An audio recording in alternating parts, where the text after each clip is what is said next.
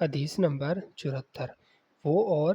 حرب بن قیس بن حسن فزاری حضرت موسیٰ علیہ السلام کے ساتھی کے بارے میں بحث حضرت ابن عباس رضی اللہ عنہ نے فرمایا کہ وہ حضرت علیہ السلام کے تھے، پھر ان کے پاس سے ابی بن کعب گزرے تو عبداللہ بن عباس رضی اللہ عنہ نے انہیں بلایا اور کہا کہ میں اور میرے یہ رفیق موسیٰ علیہ السلام کے اس ساتھی کے بارے میں بحث کر رہی ہیں جس سے انہوں نے ملاقات چاہی تھی۔ کیا آپ نے رسول اللہ صلی اللہ علیہ وسلم سے اس کے بارے میں کچھ ذکر سنا ہے؟ انہوں نے کہا، ہاں، میں نے رسول اللہ صلی اللہ علیہ وسلم کو یہ فرماتے ہوئے سنا ہے۔ ایک دن حضرت موسیٰ علیہ السلام